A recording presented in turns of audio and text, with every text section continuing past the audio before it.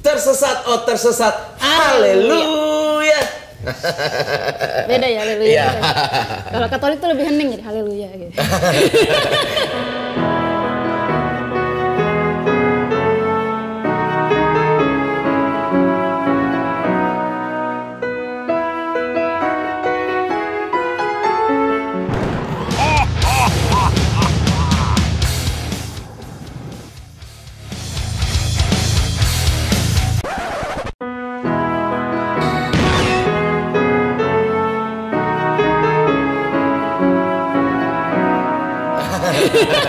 Ada lagunya, pakai lagunya. Haleluya. Oke. Kita udah di episode selanjutnya ini tanpa Bang Coki. Bang Coki ya. Iya. Dan kelihatan kita sama-sama. Siapa tahu Bang Coki nonton dan Iya. jadi kekuatan buat Bang Emang Coki. bisa nonton? Betul. Kurang tahu juga. Kirain dia Kan bisa siapa tahu kalau di rehab harusnya bisa sih. Oh bisa. Kayaknya ya, nonton TV nggak tahu. Ya, tapi Oh TV. kurang tahu juga. Oh, ini Iya.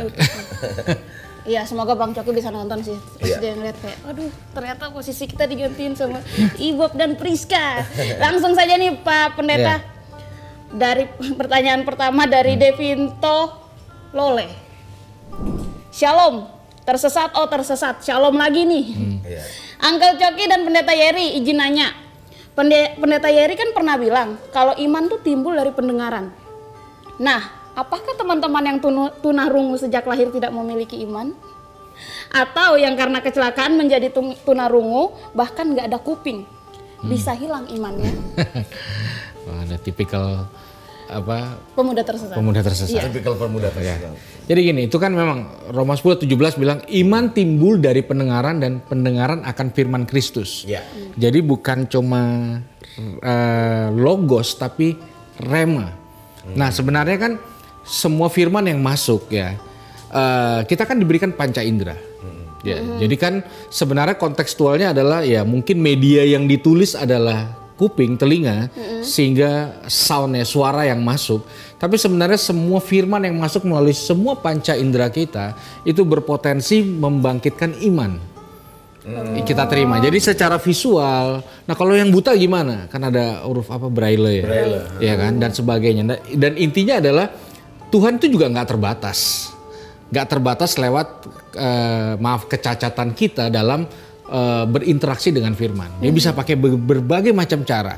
Kita lihat kok di Alkitab bisa lewat mimpi, Oh iya. ya kan? Iya. Bisa lewat kejadian-kejadian yang ada, bisa lewat pengalaman-pengalaman supranatural yang banyak orang juga ngalamin gitu. Tapi intinya bagaimana kita itu memberi ruang sama firman untuk mempengaruhi kehidupan kita, itulah yang menentukan bagaimana ada iman atau tidak di dalam sirkulasi kehidupan kita. Jadi menurut saya dia bisa tetap misalnya ya dia dalam kondisi nggak bisa mendengar tapi bisa melihat. Dia juga bisa secara visual membaca teks itu atau meraba. Jadi rasanya memang itu tujuan panca indera diberikan sama Tuhan supaya kita bisa berinteraksi dengan sesuatu yang ilahi. Iya. Lebih baik tuli secara fisik daripada hatinya tuli untuk bisa mendengar Iya. firman Tuhan. Gitu ya. Bijak sekali pagi-pagi nih. Nah, Tuhan panggil sama benar-benar sampai dipanggil Tuhan.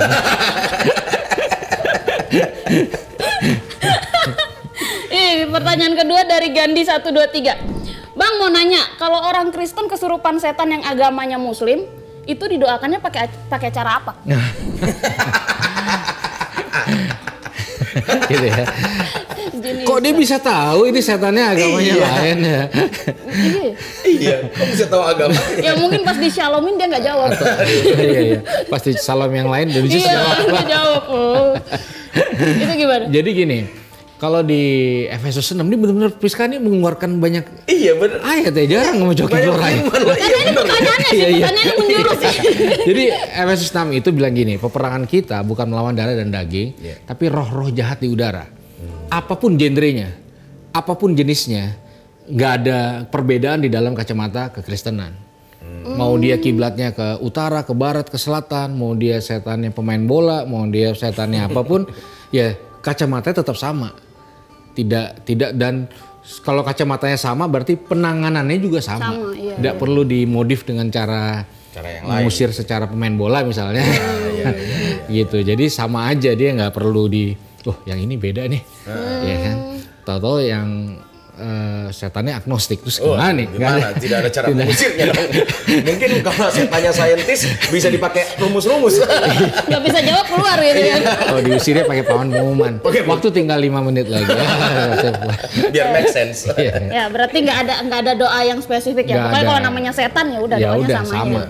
Lagian kan kalau setahu gua kalau ngusir itu kan disesuaikan dengan kepercayaan yang mengusirnya. Bukan kepercayaan yang diusirnya. Iya benar. Jadi tergantung orang yang ngusirnya kalau itu. Ngapain kita yang ngasih toleransi ke setannya? Iya. Udah setan. Oke, pertanyaan selanjutnya dari Stefan Silitonga. Tersesat. Haleluya. Shalom Pendeta Yeri dan Paman Coki, saya mau tanya, kenapa Hawa diciptakan dari tulang rusuk Adam? Apakah Tuhan kekurangan bahan? Terima kasih. Ya, ini pertanyaan menarik ya. Kenapa dari tulang rusuk? Iya. Kenapa nggak dari tulang tengkorak kepala? Iya. Supaya nggak gede kepala. Waduh. Kenapa nggak dari tulang kaki? Supaya nggak diinjek-injek. Oh. Martabatnya sebagai seorang wanita.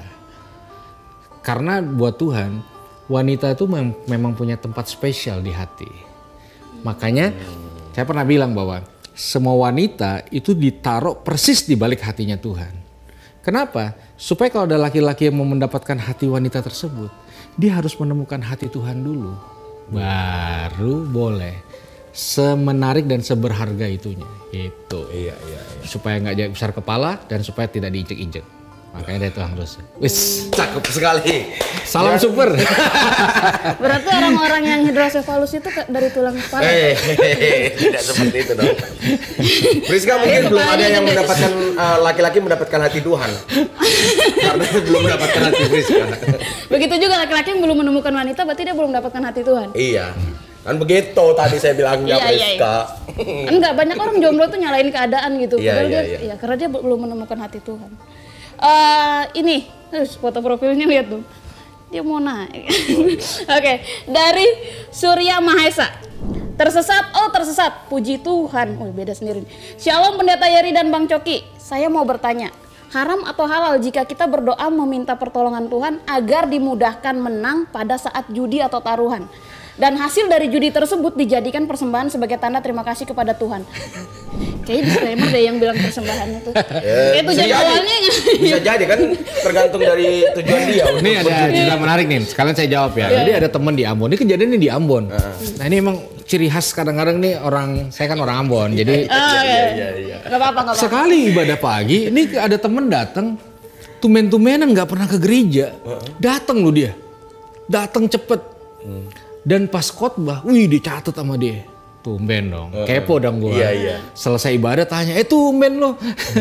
Iya kan, tumben pakai catat lagi, gue aja nggak catat. Mungkin dia sudah mulai bertobat. Iya kan, asumsi gue ya gitu. Dong. Terus dia senyum, enggak. Gini Bung, biasanya kalau Pak Pendeta sebut Yohanes 17, keluar nomor 17. Oh, buat judi ternyata. Oke. Matius 3, pasang nomor 3. Karena itu dari Tuhan. Kerohanian 9, moral 3. Jadi ya makanya kayak kita bahas di episode sebelumnya ya bahwa motivasi dari cara memberi gitu loh. Jadi kadang-kadang orang tuh saking bisa membuat Tuhan itu sebagai pusat pertolongan kayak P3K sampai mau judi aja. Iya kan? Sama, ada juga orang yang Tuhan aku mau ngerampok, jagai kami dengan malaikatmu. Supaya perampokan ini berhasil dan mempermuliakan namamu. Nanti hasil akan disumbangkan ke panti asuhan, menolong janda-janda dan motivasi di baliknya. Jahat mah jahat aja. Makanya itu yang harus kita jaga supaya kita tidak membungkus kejahatan kita dengan hal-hal rohani gitu. Betul. Menarik. Jangan membungkus kejahatan dengan hal-hal jangan ditiru rohani. Yang tadi ya, yang masih judi online tolong jangan datang ke ibadah pagi atau di ibadah manapun untuk mencari angka-angka ajaib. Angka-angka ajaib dari ayat-ayat ya. Kalau mau langsung tanya pendetanya aja. Emang ada kan buku mimpi sekarang udah banyak. Iya. Dari Wong Banyumas. Tersesat. Astagfirullah. Loh, salah server. Nih, Bib mau nanya. Itu sering terjadi di domba tersesat. Bib mau nanya, kalau nikah mahar dan semua persiapannya pakai uang dari menang main game online yang pakai deposit gitu apa hukumnya? Ini kayaknya salah server ya? Ini salah server. Ini untuk pemuda tersesat yang nyasar ke sini karena depannya Bib. Astagfirullah dan Bib. Kan nggak mungkin dan, Habib Pati Nasrani. Oke. Habib Pati Nasrani. Nama belakang. Beda kelas. Itu kelas sebelah. Oke, lanjut ke pertanyaan berikutnya. Dari Pen. Tersesat. Astagfirullah. Hukum non-muslim pakai sampo Rejoice hijab apa? Non-muslim pakai sampo Rejoice hijab. Iya, jadi ya nggak ada hukumnya. Iya kan? Cuma jangan keramasan di depan rumah aja mengganggu ketenteraman. Iya. Apalagi kayak pendeta Heri tidak mungkin dong pakai tapi sampo. ada sedikit di sini. Tapi biar nggak ada rambut tetap pakai sampo. Oh, tetap pakai sampo. Menjaga kebersihan kulit. Lo kok jadi iklan? Dan samponya Rejoice hijab kan? Mau yang hijab, mau yang helm, mau yang helm tentara, kita semua sama. Ya. Jadi tidak ada spesifikasinya. Tidak ada spesifikasi. Atau sampo yang direkomendasikan oleh Alkitab mungkin tidak ada ya. Jangan mencuri, ya jangan sampo hasil curian. Jangan sampo hasil curian itu jangan, ya. Jangan sampo punya orang, ya kan. Jangan sampo daur ulang, udah itu aja. Aman. Mei Haga, domba tersesat, haleluya. Pendeta Yeri, Bang Coki mau nanya, kita hidup di dunia ini sudah diatur oleh Tuhan, bahkan untuk kematian pun. Nah, bagaimana untuk orang yang bunuh diri? Apakah itu sudah diatur atau kehendak bebas manusia? Selanjutnya, orang yang sudah mengaku dengan mulut bahwa Yesus adalah Tuhan dan percaya, ketika dia bunuh diri, apakah tetap selamat dan masuk surga? Terima kasih. Di bawah ada notes. Jawabannya nanti bukan dijadikan alasan untuk bunuh diri. Ya ini menarik ya, bahwa semua orang juga udah tahu bahwa bunuh diri itu dosa. Istilahnya jalan tol ke neraka. Tapi kan hidup ini nggak segampang yang dikotbahkan. Iya dong. Jadi ketika orang sudah tahu dan kepengen bunuh diri itu real ada. Ya kan? Lalu apakah itu dalam kedaulatan Tuhan? Nah, Tuhan tuh udah berdaulat penuh. Dia Alfa dan Omega. Dia udah tahu.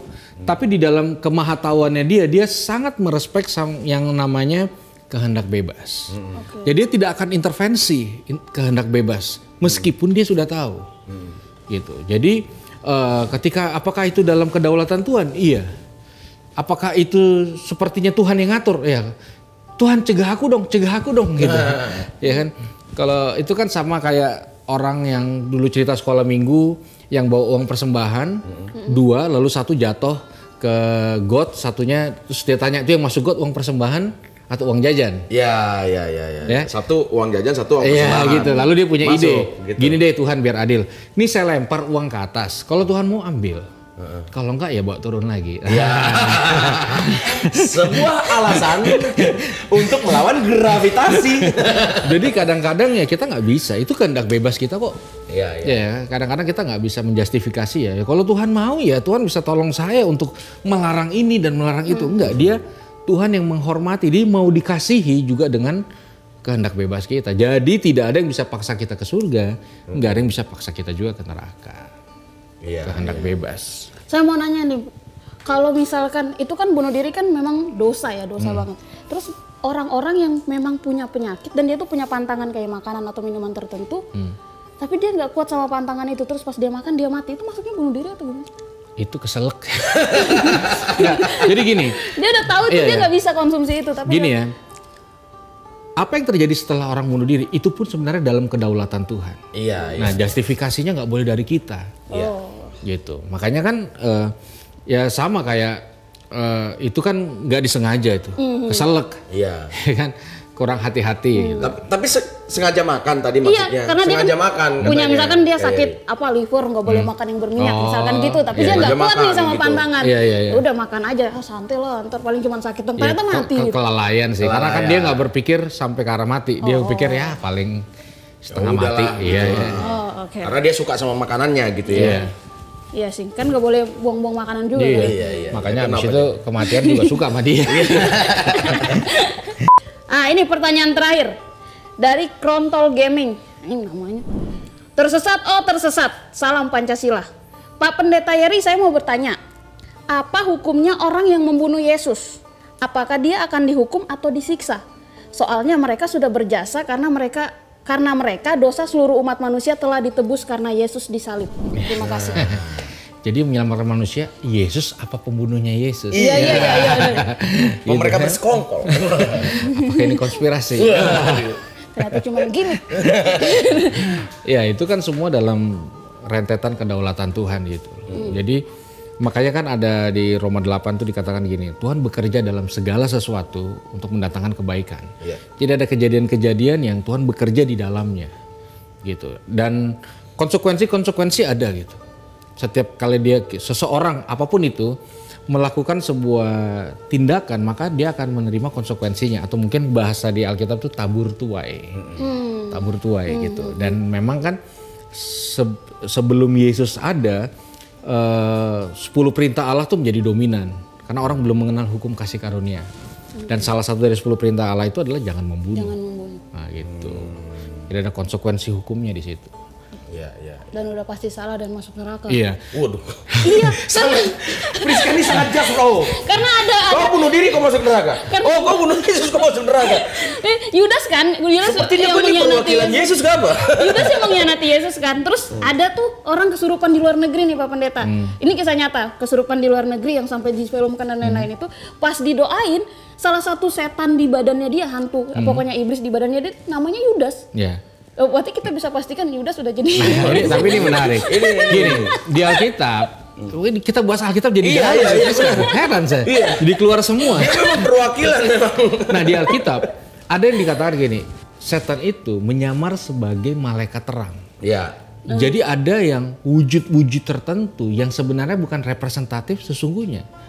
Bahkan bisa berwujud sebagai Yesus. Iya. Gitu. Berwujud sebagai namanya juga, dan setan itu dikatakan bapa dari segala pendusta. Gitu. Menarik. Dia bisa mengaku-ngaku. Iya, gitu bisa ya. mengaku-ngaku. Makanya saya sih tidak menyarankan dalam pelayanan pelepasan untuk berdiskusi. Tapi di zaman dulu tuh orang suka, kamu siapa namanya? Aing Yesus gitu. Dari mana kamu?